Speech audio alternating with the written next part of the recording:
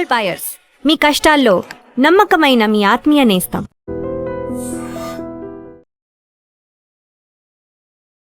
ఇరాన్తో America ఒక deal కుదుర్చుకుంది. ఫైనల్గా దాని మీద స్విట్జర్లాండ్లో అగ్రిమెంట్ చేయాలని కూడా ఒక డెసిషన్ తీసుకున్నారు. ఈరోజు అది జరగాల్సి ఉంది.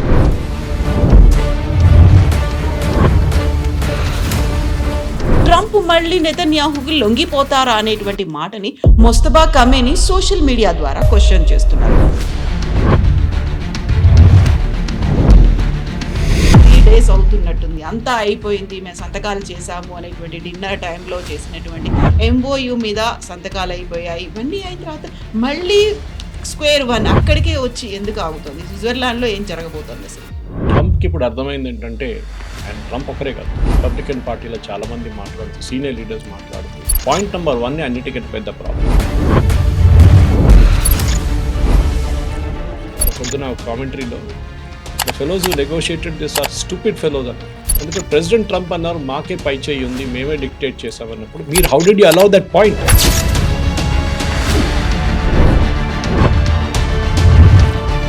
ఇజ్రాయెల్ అంటున్నారు వీళ్ళతో ఒప్పందం అసలు చేయకూడదు. They are terrorist country, supporting terrorist, run by terrorist. వాళ్ళని మేము అసలు అంగీకరించాం. ఇరాన్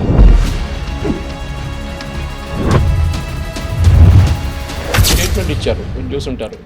హెజ్బుల్లా వీళ్ళ proxies if they continue attacking వాళ్ళని ఫినిష్ చేసేస్తాం. ఇరాన్ని కూడా బాంబ్ చేసి I will take them back to stone age statement మళ్ళీ వచ్చింది బయట. కంక్లూడింగ్ పాయింట్, స్విట్జర్లాండ్లో అసలు ఏం జరగబోతోంది? అక్కడ మళ్ళీ ఏమన్నా అవుతుందా? ఎక్స్ప్లోరేటరీ టాక్స్, ఇదంతా talks for talks are talks about talks. నమస్తే, నేను Kavitha. Welcome to I Dream News and నిజాలు. ఇరాన్తో అమెరికా ఒక డీల్ని కుదుర్చుకుంది. ఫైనల్గా దాని మీద స్విట్జర్లాండ్లో అగ్రిమెంట్ చేయాలని కూడా ఒక డెసిషన్ తీసుకున్నారు. ఈరోజు అది జరగాల్సి ఉండింది.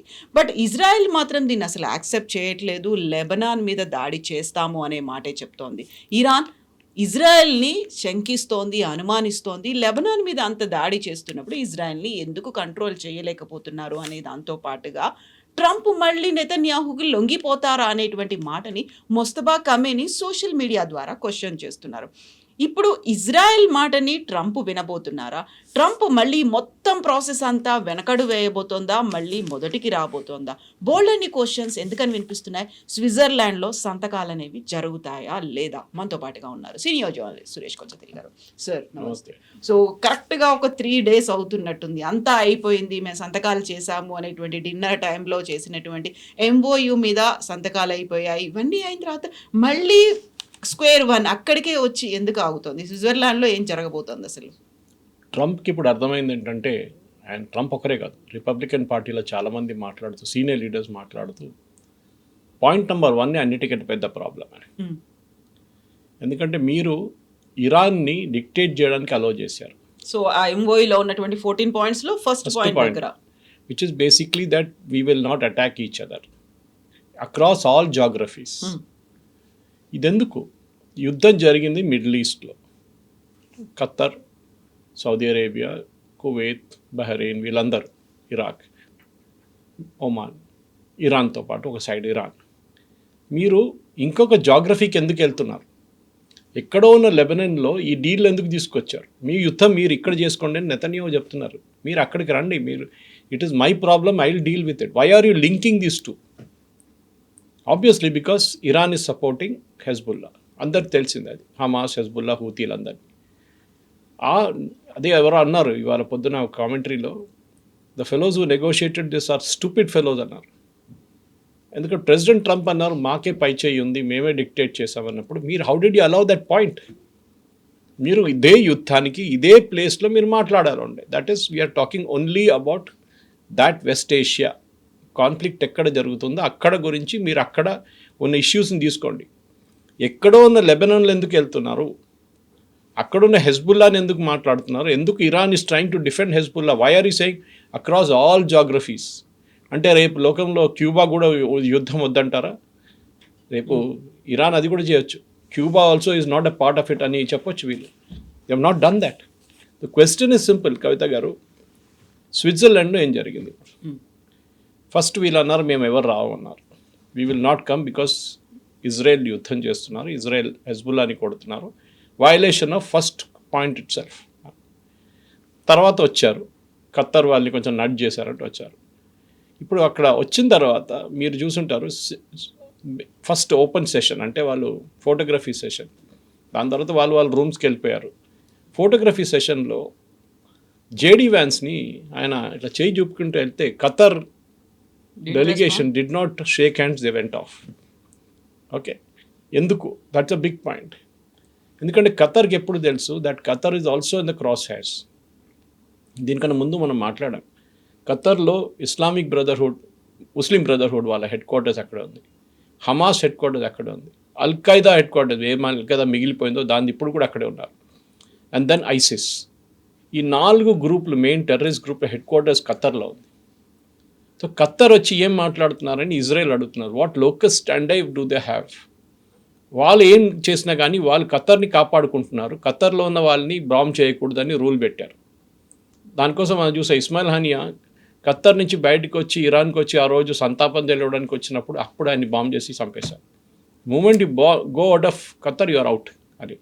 ఖత్తర్లో ఉన్నదాకా మిమ్మల్ని కాపాడుకుంటారు. అక్కడ వాళ్ళకి చాలా లగ్జూరియస్ లైఫ్ స్టైల్, డబ్బులు విపరీతంగా ఇచ్చి, నాకు డౌట్ ఏంటంటే ఇరాన్ కన్నా ఎక్కువ డబ్బులు ఇచ్చేది ఈ హెజ్బుల్లా హూతీలకి అంతా. I think it's Qatar who's giving it. అది ఇప్పుడు అమెరికన్స్ కూడా అంటున్నారు అది. సో ఖత్తర్ రోల్ ఏంటి దీంట్లో? ఇన్ఫాక్ట్ ఖత్తర్ ఏం చెప్పారంటే పాకిస్తాన్ దగ్గర చెప్పారు మీరు రాకండి టాక్స్కి అని చెప్పారు. దానికోసం initially Shahbaz Sharif said is not going. తర్వాత ఏం జరిగిందో తెలిసి ఆయన కూడా వచ్చేసాడు, పాప ఆయనకి పబ్లిసిటీ కావాలి కదా ఎట్లయినా. ఇప్పుడు నిన్న జేడీ వ్యాన్స్ ఒక స్టేట్మెంట్ కూడా ఇచ్చారు, the 2 powerful people in my life, one is an Indian, one is a Pakistani అని. One is my wife, other is field marshal Asim Munir. He didn't mention Shahbaz Sharif. Elected రిప్రజెంటేటివ్ని మాట్లాడలేదు. ఆయనకు తెలుసు పాకిస్తాన్లో పవర్ ఎవరి చేతిలో ఉందని. Shahbaz Sharif only a dummy. ఇప్పుడు జరిగిన దాంట్లో ఫస్ట్ రౌండ్లో యూజువల్లీ ఒక ప్రాసెస్ ఆఫ్ డిస్కవరీ అంటాం మనం. ఏదైనా నెగోసియేషన్ మొదలైనప్పుడు ఒక ప్రాసెస్ ఆఫ్ డిస్కవరీ ఉంటుంది. అంటే మనం ఇప్పుడు ఈ అట్లీస్ట్ వీళ్ళకి 14 పాయింట్లు ఉన్నాయి, కొన్ని చర్చలకు పాయింట్లే ఉండవు. You have to first develop the points అన్నమాట. ఆ పరిస్థితుల్లో వీళ్ళు డిస్కస్ చేసింది నిన్న దాంట్లో చాలా మటుకు ఏం చేయొచ్చు అని ప్రొసీడ్ చేస్తున్నారు. మనకి ఇంకా బయటికి రాలేదు, they haven't given a read out, joint statement ఇంకా రాలేదు. దాని అడ్మిట్లో రూమర్ వచ్చిందంటే ఇరాన్ వాకౌట్ చేశారు టాక్స్ నుంచి, ఎందుకంటే ప్రెసిడెంట్ ట్రంప్ యూజ్ చేసిన లాంగ్వేజ్ బాగాలేదు అని చెప్పి. అది ఇంకొక ప్రాబ్లం. మనం ఎప్పుడు అంటాం ఇజ్రాయెల్ ఏ డీల్ని కానీ ఇజ్రాయెల్ ఆపడానికి ట్రై చేస్తారు, ఇజ్రాయెల్ వచ్చి బాంబ్ వేసేస్తారు, లేకుంటే ఇజ్రాయెల్ హెజ్బుల్లాని అటాక్ చేస్తారు, ఇజ్రాయెల్ గాజా మీద మొన్న అటాక్ చేశారు. ఇదే జరుగుతుంది, ఇజ్రాయెలే చేస్తున్నారు ఈ పని అంతా. ఇజ్రాయెల్కి as they have a selfish interest, ఈ చర్చలు జరగకూడదు, ఒప్పందం ఉండకూడదు అని చెప్పి ఫస్ట్ ప్రొటెస్ట్ చేసింది ఇజ్రాయెల్. ఇప్పుడు కాదు, జేసీపీఓ డీల్ని డీరైల్ చేసింది ఇజ్రాయెలే. అప్పుడు కూడా మనందరం అంటాం ఒబామా చేసిన డీల్ బాగుంది, చాలా బాగుంది, కానీ అప్పుడు కూడా Israel side even that is not acceptable, మాకు అది కూడా మేము అంగీకరించము. దానికోసం ప్రెసిడెంట్ ట్రంప్ మీద ప్రెషర్ తీసుకొచ్చి 2018లో స్క్రాప్ చేశారు ఆ డీల్ జేసీపీఏ. ఇజ్రాయెల్కి అప్పుడు నుంచి ఉంది. ఇజ్రాయెల్ అంటున్నారు వీళ్ళతో ఒప్పందం అసలు చేయకూడదు, they are a terrorist country supporting terrorist, run by terrorist, వాళ్ళని మేము అసలు అంగీకరించాము ఇరాన్ అని. ఇన్ఫ్యాక్ట్ ఇన్ఫ్యాక్ట్ మన టైం కన్నా వాళ్ళ టైంకి ఇజ్రాయెల్ ఒక చాలా ఇంపార్టెంట్ ఒక కాన్ఫరెన్స్ జరిగింది, జేఎన్ఎస్ అని చెప్పి వాళ్ళకి మీడియా హౌస్ చాలా పెద్దది, వాళ్ళది ఒక ఇంటర్నేషనల్ కాన్ఫరెన్స్ జరిగింది. దాంట్లో చాలామంది నేతలు బయట నుంచి ఇజ్రాయెల్ నుంచి చాలామంది మాట్లాడారు. And the main highlight speech was Netanyahu speech. అది బహుశా మీకు ఆ లింక్ కూడా పంపించాను నేను. It's a brilliant speech. ఆయన అడిగిన ఇదే ప్రశ్న కవిత గారు, అండ్ ఐ ఆల్సో ఫెల్ట్ అప్పుడు ఇదే దాడి, హెజ్బుల్లా చేస్తున్న దాడి కొన్ని అమెరికన్ సోల్జర్స్ని చంపితే అమెరికా ఏం చేస్తారు? ఊరుకుంటారా? మీరు చెప్పారు కదా, మీ 2 పైలట్ల మీద దాడి చేశారని చెప్పి, డ్రోన్తో దాడి చేశారని చెప్పి, మీరు ఇరాన్లో ఉన్న మొత్తం ఏరియా బాబల్ మందిర్ నుంచి మీరు ఇటువైపు వచ్చిన తర్వాత బందర్ అబ్బాస్ నుంచి ఆ కంప్లీట్ ఏరియా మీరు బాంబ్ చేశారు మొన్న, అంటే ఒక వారం ముందు. అప్పుడు మీ హెలికాప్టర్ కొట్టినప్పుడు మీకు కోపం వచ్చింది, మా సోల్జర్స్ 4 చనిపోయారు, దాంట్లో 1 వాజ్ అ కర్నల్, ఒక ట్యాంక్ మీద మిసైల్తో కొట్టారు వీళ్ళు, దానికి మేము జవాబు చెప్పొద్దా? మా ప్రజల మీద ఎవ్రీ డే దాడి చేస్తారు, సదర్న్ లెబనాన్ నుంచి మిసైల్స్ ఫైర్ చేస్తారు, మీరే అన్నారు సీజ్ ఫైర్ ఉందని చెప్పి, కానీ సీజ్ ఫైర్ అనౌన్స్ చేసిన నెక్స్ట్ డే వాళ్ళు మళ్ళీ మా మీద బాంబింగ్ చేయడం మొదలుపెట్టారు. మేము ఊరుకోవాలన్నా. And he said very clearly, I will fight for the people of Israel. మాకు ఒక ఎగ్జిస్టెన్షియల్ థ్రెట్ ఉంది, ఇప్పుడు కాదు, ఎప్పటి నుంచో. 1948 మేలో మా దేశం ఫామ్ అయినప్పటి నుంచి మా మీద దాడులు జరుగుతుంది. అప్పుడు ఈజిప్ట్, జార్డన్, ఇరాక్, సిరియా వీళ్ళందరూ కలిసి దాడి చేశారు ఆ టైంలో. 6 Day వార్ జరిగింది. దాని తర్వాత ఎవ్రీవేర్ ఇజ్రాయెల్ గెలిచారు. ఈసారి ఎందుకు మా మీద ఎందుకు మీరు ఇట్లాంటి కండిషన్స్ ఎందుకు పెడుతున్నారు? మీ ప్రాబ్లం మీరు అక్కడ సార్ట్అవుట్ చేసుకోండి ఇరాన్తోని. దట్ ఇరాన్ న్యూక్లియర్ వెపన్స్ కానీ మిగతా ఇష్యూస్ కానీ అదంతా సార్ట్అవుట్ చేసుకోండి.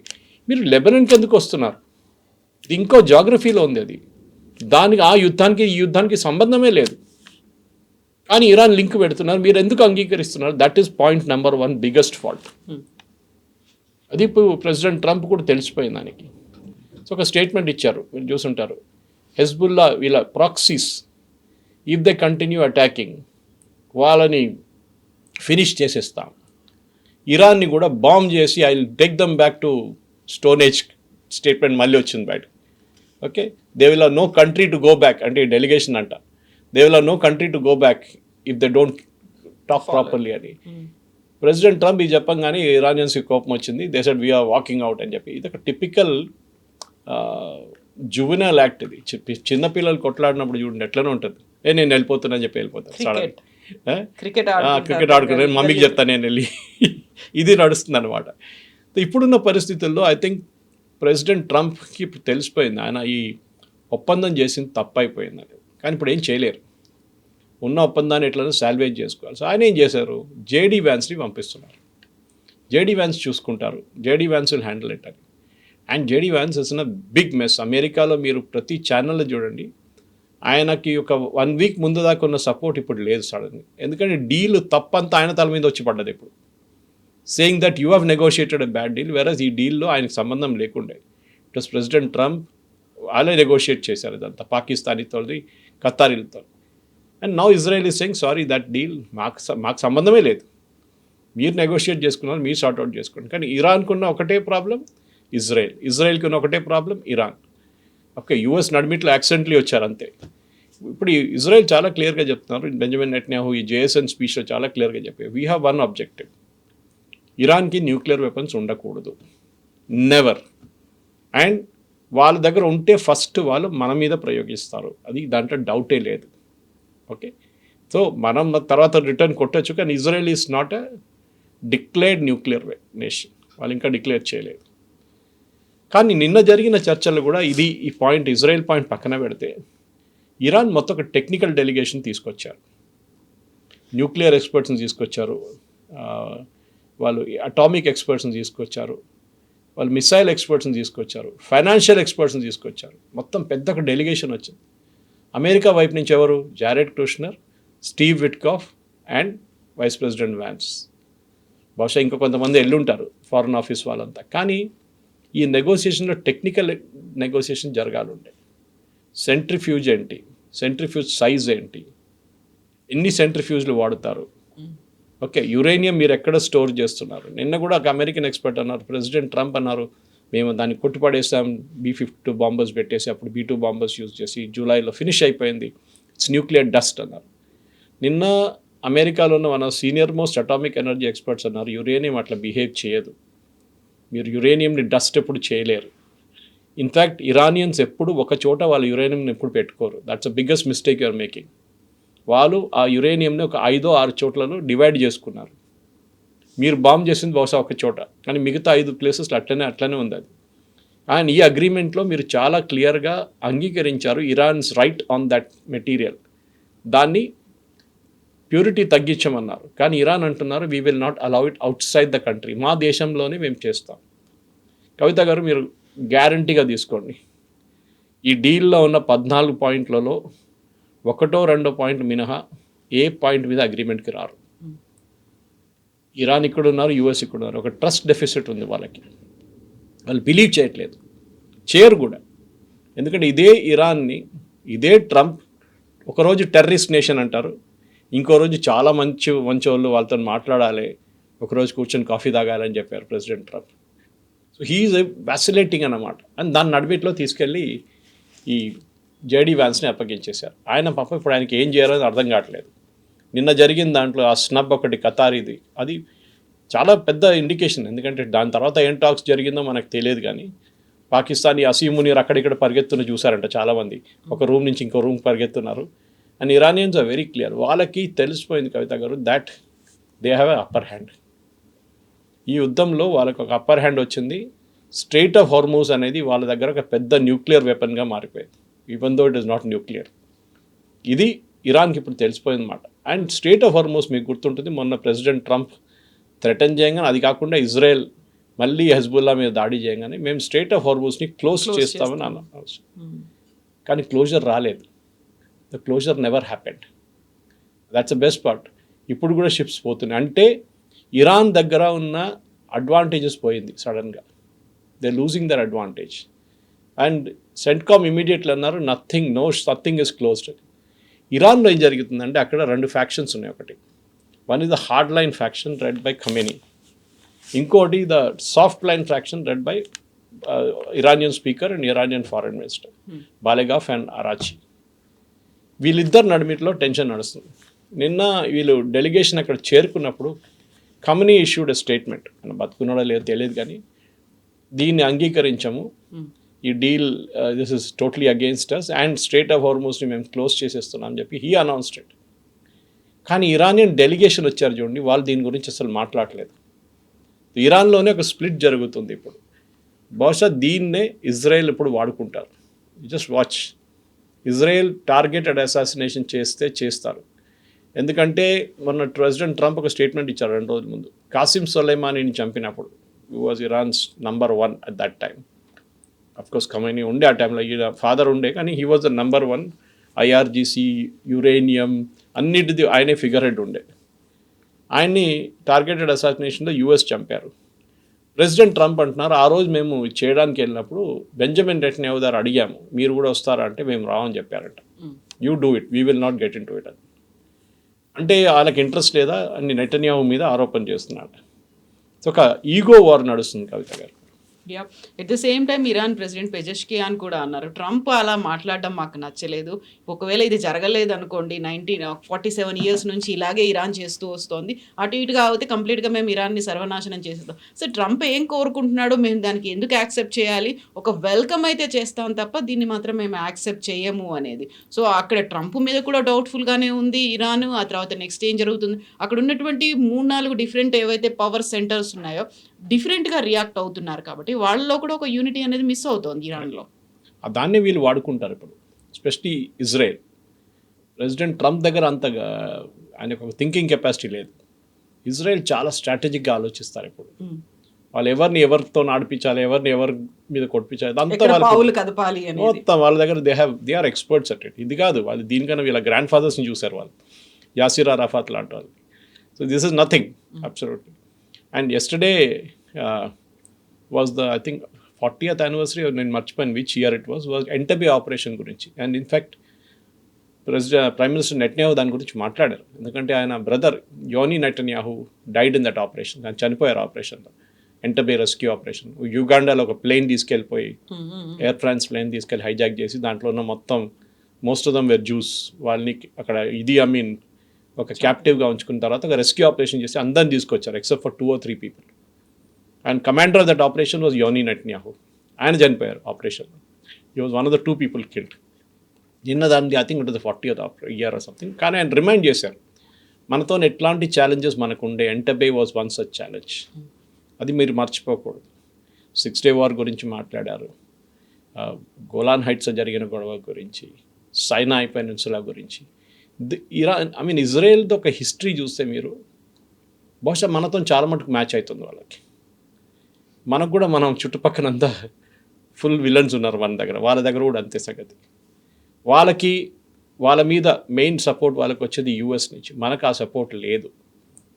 మన సపోర్ట్ వ్యతిరేకంగా ఉండే, పాకిస్తాన్ సపోర్ట్ చేశారు యూఎస్. ఇప్పుడు కూడా చూడండి, ప్రెసిడెంట్ ట్రంప్ మొన్న స్టేట్మెంట్ ఇచ్చారు మోదీ గారితో కలిసినప్పుడు G7, మీ మీద ఎవరైనా అటాక్ చేస్తే మేము వచ్చి మిమ్మల్ని సహాయం చేస్తాం. మనం అడగలేదే, we never ask for it. Hypothetically రేపు పాకిస్తాన్ మన మీద దాడి చేస్తే అమెరికా పాకిస్తాన్ మీద బాంబు వేస్తారా? That's a question. ఎనీవే దాన్ని మోదీ గారు అసలు లైట్ తీసుకున్నారు, దాన్ని అసలు అంగీకరించలేదు. కానీ ఇప్పుడున్న పరిస్థితుల్లో ఇప్పుడు లేటెస్ట్ సిచ్యువేషన్ కూడా రీడౌట్ ఇంకా రాలేదు. We're waiting for the readout. ఒకసారి రీడౌట్ వస్తే లేకుంటే జాయింట్ స్టేట్మెంట్ వస్తే మనకు తెలిసిపోతుంది ఎక్కడ ఎంత కాక ముందుకెళ్ళారు. కానీ వెళ్ళలేదు అని ఇప్పుడు దాకున్న సూచన చాలా క్లియర్గా చెప్తుంది. మనకి కొంతమంది నా అడిగారు మొన్న కూడా, పెట్రోల్ డీజిల్ ప్రైసెస్ తగ్గుతుందా, స్ట్రైట్ ఆఫ్ హార్మూజ్ ఓపెన్ అయిపోయింది కదా. ఐ థింక్ ఫస్ట్ టైం మనం కూడా స్ట్రైట్ ఆఫ్ హార్మూజ్ అని మీరు ఈ యుద్ధం మొదలయ్యే ముందు ఒక 10 మంది దగ్గర అడిగితే 9 మంది కూడా ఎక్కడుంది మ్యాప్లో అని కూడా చెప్పలేదు. ఎంత ఇంపాక్ట్ పడుతుంది అనేది కూడా తెలియదు అప్పుడు. సో ఎక్కడో ఉన్న స్ట్రైట్ ఆఫ్ హార్మూజ్ మన దగ్గర పెట్రోల్ డీజిల్ ప్రైస్ రేట్లు పెంచేసాయి, ఎల్పిజి రేట్లు పెరిగింది, ఎల్పిజి కమర్షియల్ సిలిండర్స్ ప్రాబ్లం వచ్చింది, సిఎన్జి షార్టేజ్ ఉంది. ఇదంతా ఇప్పుడు మనకు తెలిసింది. అంటే జియో పొలిటిక్స్లో మీరు నేను కూడా డిస్కస్ చేస్తున్నప్పుడు ఎందుకు కవితా సురేష్ గారు ఇజ్రాయెల్ గురించి యుఎస్ గురించి అంత మాట్లాడుకునే సంబంధం ఉంది. ఎందుకంటే వీఆర్ ఇంగ్లీష్లో అంటారు no man is an island అంటారు. మనం సపరేట్గా ఉన్నాం. అది ఒక నార్త్ కొరియా ఒకరే ఉన్నారు ఆ ఎగ్జాంపుల్లో. ఎవరు రాకపోతే కూడా ఆయనకు ప్రాబ్లం లేదు. ఆయన అక్కడ కూర్చుంటాడు, అప్పుడప్పుడు 2 మిసైల్ కొడతాడు జపాన్ వైపు, దాని తర్వాత మళ్ళీ సైలెంట్ అయిపోతారు. ఇది మనం ప్రతి దానికి మన మీద ఇంపాక్ట్ ఉంటుంది. ఇప్పుడు చాబార్ ఫోర్ట్ గురించి మాట్లాడుతున్నారు మనం. దట్ ఇస్ ద పోర్ట్ మనకి ఇచ్చిన పోర్ట్ ఇరాన్. దాంట్లో 4 నుంచి 8 బర్త్ మనకి ఇచ్చారు, మీరు వాడుకోండి అని చెప్పేసి. మనకు అక్కడి నుంచి డైరెక్ట్ ఆఫ్ఘనిస్తాన్ యాక్సెస్ ఉంటుంది త్రూ ఇరాన్. సో ఇరాన్ని మనం ఎప్పుడు ఒక విలన్గా చూసుకోకూడదు. అట్ ద సేమ్ టైం మనకి ఇజ్రాయెల్తో చాలా క్లోజ్ సంబంధాలు ఉన్నాయని ఇరాన్ కూడా తెలుసు చాలా క్లియర్గా. కానీ ఇప్పుడు ఒక డిఫైనింగ్ మూమెంట్ వచ్చేసింది ప్రెసిడెంట్ ట్రంప్కి కూడా. ట్రంప్కి ఏం చేయాలంటే ఇప్పుడు he has to decide, okay ఈ ఎలక్షన్ ఇంపార్టెంటా, ఇప్పుడు రాబోయే 3 నెలలు 4 నెలలకు ఎలక్షన్ వస్తుంది. ఆ ఎలక్షన్ పక్కన పెడితే we look at the long term view. ఇరాన్ని గవర్నమెంట్ మార్చాలి, ఇరాన్లో ఉన్న రెజీమ్ మారాలి. ఈయనేమంటాడు వాళ్ళు ఆల్రెడీ అయిపోయింది, రెజీమ్ చేంజ్ అయిపోయింది. కాలేదు. అక్కడ ఇప్పుడున్న రెజీమే హెజ్బుల్లాని సపోర్ట్ చేస్తున్నారు, హూతీని సపోర్ట్ చేస్తున్నారు, హమాస్ని సపోర్ట్ చేస్తున్నారు. ఇజ్రాయెల్ అంటున్నారు మీరు అమెరికా మీద ఒక టెర్రరిస్ట్ దాడి జరిగితే మీరేం చేస్తారు. In fact one of the speakers in this JNS session America నుంచి వచ్చిన ఆయన పేరు మర్చిపోయాను. You speaking about second world war and pearl harbour మీద అటాక్ చేసిన రోజు అప్పుడు అమెరికాకి తెలిసింది వార్ అంటే ఏంటి, యుద్ధం అంటే ఏంటి. అప్పుడు దాకా అమెరికా ఎప్పుడు యుద్ధాలకు వెళ్ళలేదు, బిగ్ టైం యుద్ధం ఎక్కడ వెళ్ళలేదు. బ్రిటన్, ఫ్రాన్స్, జర్మనీ వీళ్ళందరూ కొట్టుకుని, ఈవెన్ సోవియట్ యూనియన్. కానీ అమెరికా ఎప్పుడు దాని నుంచి ఐసోలేటెడ్గా ఉండే, పెద్ద ఓషన్ ఉంది కదా, దాని తర్వాతనే అమెరికా వస్తుంది. కానీ జపాన్ ఇక్కడి నుంచి వెళ్ళి అక్కడ దాకా వెళ్ళి కొట్టారు ఆ రోజు పర్ల్ హార్బర్ మీద. It's a suicide attack, Torah. ఆ అటాక్ తర్వాతనే అమెరికాకి తెలిసింది that we have a weakness. ఆ రోజు లక్లీ అమెరికన్ ఎయిర్క్రాఫ్ట్ క్యారియర్స్ అక్కడ లేకుంటే జపాన్ కూడా ఫినిష్ దమ్ ఆఫ్. ఆ హార్బర్లో ఉన్న షిప్స్ అన్నీ వాళ్ళు సింక్ చేశారు. దాని తర్వాత వరల్డ్ వార్ ఒక మలుపు తిరిగింది, అమెరికా గాట్ ఇన్వాల్వ్డ్. దాని తర్వాత హిరోషిమా, నాగసాకి మీద బాంబింగ్ చేశారు, రివెంజ్ లాగా. దాంతో వరల్డ్ వార్ ఆగిపోయింది అక్కడ. ఇన్ఫ్యాక్ట్ ఆ బాంబింగ్ జరగకపోతే ఇవాళ భారతదేశం ఒక జాపనీస్ ప్రొటెక్టరేట్గా ఉంటుండే, బ్రిటిష్ ప్రొటెక్టరేట్ కాదు. అది వాళ్ళ ఏముండే ఫైన్. కానీ ఆ రోజు నేతాజీ సుభాష్ చంద్రబోస్ని కలిసి ఇంఫాల్, కొహిమా వైపు నుంచి దాడి కూడా చేశారు మన మీద, బ్రిటిష్ ఆర్మీ మీద. మన మీద అంటే బ్రిటిష్ ఆర్మీ మీద. కానీ అది సక్సీడ్ కాలేదు, ఎందుకంటే అక్కడ the same time the nuclear bomb went off and influence of Japan మొత్తం తగ్గిపోయింది దాని తర్వాత. ఇప్పుడు కూడా అంతే, మనం ఇజ్రాయెల్ని సపోర్ట్ చేయకపోతే హెజ్బుల్లా, హూతీ, హమాస్ వాళ్ళకి అప్పర్ హ్యాండ్ వచ్చేస్తుంది. అండ్ ఇజ్రాయెల్ వచ్చి మన దగ్గర అడగట్లేదు ఆయుధాలు ఇవ్వండి అది. In fact we're supplying arms. మీకు గుర్తుంటుంది లాస్ట్ టైం ఒక సంవత్సరం ముందు సిరియన్ పోర్ట్లో మన షిప్ని పట్టుకున్నారు, ఇండియా నుంచి వెళ్ళి ఒక షిప్. దాంట్లో మొత్తం మిసైల్స్ ఉండే, మన వైపు నుంచి తయారు చేసి పంపించింది అదంతా. ఎందుకంటే మనకి కార్గిల్ టైంలో ఇజ్రాయెల్ చాలా మటుకు టెక్నాలజీ ఇచ్చారు. మీకు గుర్తుంటుంది కార్గిల్ వార్లో జీపీఎస్ ఆఫ్ చేసి పడేశారు Americans.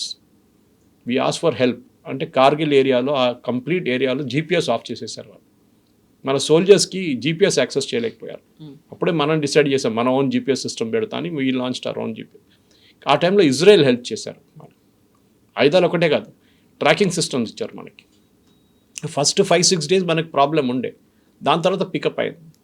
We got the advantage. So ఇజ్రాయెల్ని ఎప్పుడు మర్చిపోం మనం. దాని తర్వాత మన దగ్గర ఇప్పుడు హైదరాబాద్లో 2 ఇజ్రాయలీ యూనిట్స్ ఉన్నాయి. We cannot name them, but they are here. Missiles produce చేస్తారు. వాళ్ళకి ఫుల్ షిప్ మిసైల్స్ పంపించాం మనం ఇక్కడి నుంచి. ఎందుకంటే అప్పుడు అమెరికా వాళ్ళ మీద కొంచెం ఏం చెప్తారు, ఒక ఎంబార్గో పెట్టడం మొదలుపెట్టారు. ఇప్పుడు కూడా చూడండి యూరోప్ని, ఇన్ఫ్యాక్ట్ నెటన్యాహు క్రిటిసైజ్డ్ యూరోప్ చాలా సీరియస్, కరెక్ట్ అది. యూరోప్ ఇజ్రాయెల్ మీద శాంక్షన్స్ పెడుతున్నారు. ఇదే హెజ్బుల్లా, హూతీలు, హమాస్లు ఒకరోజు ఇజ్రాయెల్ మీద యూరోప్ మీద దాడి చేస్తే ఆ రోజు వాళ్ళకి తెలుస్తుంది ఏమవుతుందని. Today they are protected, but tomorrow వీళ్ళు చేస్తారు కూడా ఇన్ఫ్లుయెన్స్, వీళ్ళని పెంచుకుంటారు వీళ్ళ ఇన్ఫ్లుయెన్స్. సోవియట్ మీద ఎంత వీళ్ళు ఏం చెప్తారు శాంక్షన్స్ పెడుతున్నారో ఇప్పుడున్న రష్యా మీద యూరోప్, ఇరాన్ మీద అంత యాంగ్జైటీ చూపించట్లేదు వాళ్ళు. సో ఒక డబుల్ గేమ్ ఆడుతున్నారు ఇక్కడ. సో ఇప్పుడున్న పరిస్థితుల్లో 14 పాయింట్లలో I'm coming back to the same thing, 2-3 పాయింట్ల మీదనే ఒక ఒప్పందానికి రావచ్చు. అది కూడా చాలా టైం పడుతుంది. ఇది బహుశా 6 నెలలు కాదు, ఇంకా 6 నెలలు పొడిగిస్తారు. టెక్నికల్ ఎక్స్పర్ట్స్ కూర్చుంటేనే ఇది ముందుకు కదులుతుంది, అప్పుడు దాకా కదలదు. కానీ ఒక ఎలిమెంట్ ఆఫ్ ట్రస్ట్ ఉంది, డిస్ట్రస్ట్ ఉంది. అది కిలప్ చేసేదాకా ఇరాన్ అసలు అంగీకరించరు, యుఎస్ కూడా అంగీకరించారు. And we have a very maverick అని చెప్పాలన్నా, స్టూపిడ్ అని చెప్పాలన్నా, లేకుంటే ఏం చెప్తారు, ఒక గుండా లైక్ ప్రెసిడెంట్ ఉన్నారట. ఆయన ఒకరోజు ఒక మాట అంటాడు, ఇంకో రోజు ఇంకో మాట అంటారు. ఫస్ట్ అంటాడు మేము ఇజ్రాయెల్లో చాలా మంచి వాళ్ళు, ఇరాన్ వాళ్ళని. ఇప్పుడు అంటారు I will bomb the hell out of them అంటారు. స్ట్రైట్ ఆఫ్ హార్ముజ్ అక్కడే మెయిన్ పాయింట్ ఉంది. ఒకసారి స్ట్రైట్ ఆఫ్ హార్ముజ్ ఓపెన్ అయిపోయిందని ఇప్పుడు డిక్లేర్ చేసేసారు, ఓపెన్గా ఉంది కూడా. మన షిప్స్ ఆల్మోస్ట్ నిన్న 3 షిప్స్ క్రాస్ చేశారు ఇండియా వైపుకి వెళ్ళేది. ఎస్, అది ఓపెనే ఉండాలి, కానీ ముందుకు ఎట్లా తీసుకెళ్తారు, ఏం జరుగుతుంది, నెక్స్ట్ రౌండ్ ఆఫ్ టాక్స్ ఎప్పుడు ఉంటుందని మనం చూడాల్సింది. సో ఈ 14 పాయింట్స్లో లెబనాన్ మీద అటాక్ చేయొద్దు అనేది ఒక పాయింట్ కూడా యాడ్ చేసుకున్నారు కదా, ఇజ్రాయెల్ అటాక్ చేయొద్దు అనేది, ఎందుకంటే అది ఇరాన్ నుంచి వస్తున్నటువంటి డిమాండ్. బట్ అక్కడే బీరూట్ మీద అటాక్ చేసినప్పుడు మా సోల్జర్స్ 4 చనిపోయారు అండ్ మేము లెబనాన్ని కంప్లీట్గా లేపేస్తాము అనేటువంటి మాట ఇజ్రాయెల్ ఆర్మీ చీఫ్ దగ్గర నుంచి కూడా వస్తుంది. సో వాళ్ళంత స్ట్రాంగ్గా అక్కడ ఉన్నారు. సేమ్ టైం ఇక్కడ ఇరాన్ మీద, లెబనాన్ మీద అటాక్స్ అనేవి కంటిన్యూ అవుతూనే ఉన్నాయి. నెక్స్ట్ ఫర్దర్గా ఏం జరుగుతుంది అంటే మళ్ళీ ఇరాన్ చెప్తోంది మీరు ఇజ్రాయెల్ని అక్కడ అటాక్ చేయకుండా చూడండి అని. ట్రంప్ మళ్ళీ ఇజ్రాయెల్కి చెప్తాడు మీరు అటాక్ చేయకండి అనే మాట. బట్ వాళ్ళు మాత్రం మీ సెల్ఫ్ ఎక్స్పీరియన్స్ వేరే ఉంది, మాది వేరే ఉంది. సో మళ్ళీ సేమ్ అదంతా అక్కడే తిరుగుతూనే ఉంటుంది. కాబట్టి కంక్లూడింగ్ పాయింట్ స్విట్జర్లాండ్లో అసలు ఏం జరగబోతోంది, అక్కడ మళ్ళీ ఏమన్నా అవుతుందా? లేదు, ఎక్స్ప్లోరేటరీ టాక్స్ ఇదంతా, talks for talks, talks about talks. ఏం మాట్లాడబోతున్నాం దాని గురించి మాట్లాడుతున్నాం అనమాట. సో ఫస్ట్ రౌండ్లో 14 పాయింట్స్లో ఎక్కడెక్కడ మన అగ్రిమెంట్కి రావచ్చు ఆ పాయింట్ల మీద ఉంటారు. ఎక్కడైతే ఈజీగా అయిపోతాయో వాటిని ఫస్ట్ ఫైల్ చేసి. కానీ అక్కడ ఇరాన్ కూడా అక్కడ కూడా పెద్ద గేమ్ ఆడారు. వారేమన్నారంటే ఒకటి ఆయిల్, మా ఆయిల్ని మీరు ఫ్రీగా అలౌ చేయాలని చెప్పారు. ఇప్పుడు యూఎస్ చాలా పెద్ద పొలిటికల్ పాయింట్ అయిపోయింది. ప్రతిరోజు మేము $140 మిలియన్ ఆయిల్ అమ్ముకుంటాం, 150, 200 మిలియన్ దాకా వెళ్తారు ఒక రోజు ఇరాన్. ఆయిల్ ఇప్పుడు ఫ్లో అవుతుంది ఇంటర్నేషనల్ మార్కెట్కి. యూఎస్లో అడుగుతున్నారు అక్కడున్న గవర్నమెంట్ వీళ్ళు ఏం చేశారని చెప్పి మీరు అలౌ చేశారు ఇది. అక్కడ ఆపోజిషన్ పార్టీస్ కానీ, అక్కడ రిపబ్లికన్ కానీ, ఈవెన్ డెమోక్రాట్స్, రిపబ్లికన్ ఇద్దరు అడుగుతున్నారు ఇరాన్ ఏం చేశారు, ఇంత పెద్ద చేంజ్ ఏం తీసుకొచ్చారు Iran, that you're allowing Iranian oil to flow to the market. అదే డబ్బులు ఇరానియన్ రెజీమ్కి వస్తుంది, అదే డబ్బులు వీళ్ళు హూతీలు, హమాస్ అండ్ హెజ్బుల్లాకి ఇస్తారు. మీరు ఏం చేస్తున్నారు, మీరు ఎందుకు ఇచ్చారు? రెండవది ఇరాన్ అసెట్స్ని రీలాక్ చేస్తారు. The moment this 14 point is signed, that day America వాళ్ళ అసెట్స్, బయటపడిన అసెట్ 120 అంటున్నారు, 200 బిలియన్ అంటున్నారు, అది ఉందో అది రిలీజ్ చేస్తా అన్నారు. ప్రెసిడెంట్ ట్రంప్ ఏమంటున్నారు, ఈవెన్ జేడీ వ్యాన్స్ అంటున్నారు అట్లేం కాదు, ఇదంతా అయిన తర్వాత వాళ్ళు అన్ని కండిషన్స్ అంగీకరించిన తర్వాతనే వాళ్ళకి డబ్బులు ఇస్తాం. ఇదే పాయింట్ మీద ప్రెసిడెంట్ ట్రంప్ ప్రెసిడెంట్ ఒబామా మీద దాడి చేశారు, జేసీపీఓ డీల్ మీద.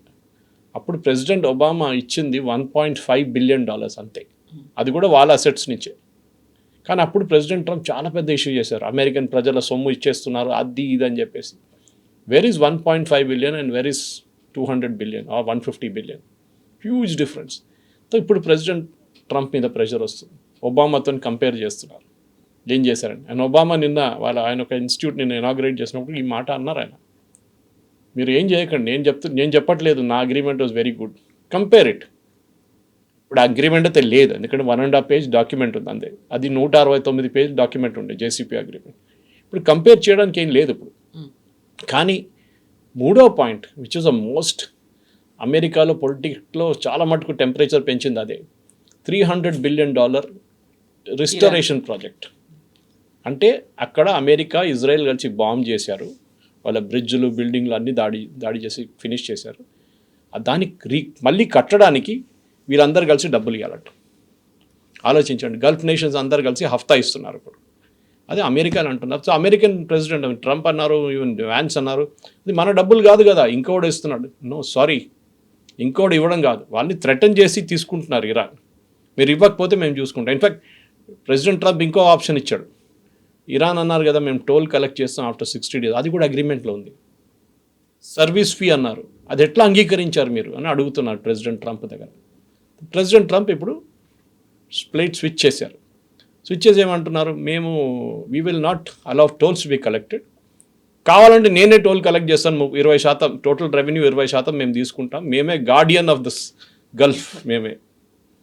ఐ మీన్ ఒకవైపు మీరు ఇరాన్ దగ్గర చెప్తున్నారు మీరు 60 days తర్వాత మీరు సర్వీస్ ఫీ తీసుకోవచ్చు, ఒమాన్తో కలిసి మీరు చేసుకోవచ్చు అంటున్నారు.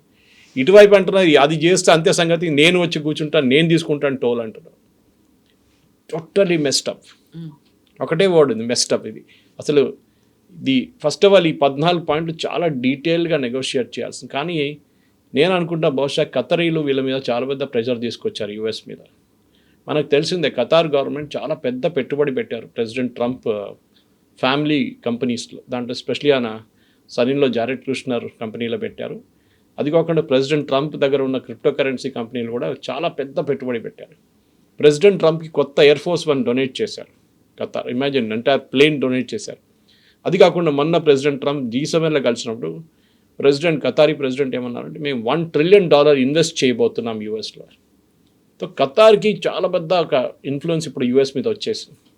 ఈ డబ్బుల కోసం డెస్పరేట్ ఉన్నారు ప్రెసిడెంట్ ట్రంప్. బహుశా దాంతోనే ఈ కండిషన్స్ అన్ని అంగీకరించారు. కానీ ఎప్పుడు ఆయన అనుకోలేదు, కానీ ఆయన ఓన్ పార్టీ వాళ్ళే, లారీ శాండర్స్ లాంటి వాళ్ళు వచ్చి వీళ్ళ మీద అబ్జెక్ట్ చేస్తారు, వీళ్ళు ఇంత ఇష్యూ చేస్తారని ఎప్పుడు ప్రెసిడెంట్ ట్రంప్ అనుకోలేదు. ఒక మేజర్ పుష్ బ్యాక్ జరుగుతుంది అక్కడ.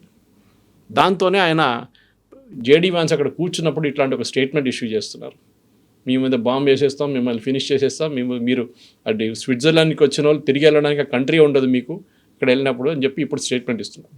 సో న్యాచురల్లీ ఇరానియన్స్ ఇప్పుడు అప్సెట్ అయిపోతున్నారు. సో నెక్స్ట్ రౌండ్ జరుగుతుందా లేదా అని it's a totally different game ఇప్పుడు. Yes sir, thank you sir. Thank you. Thank you.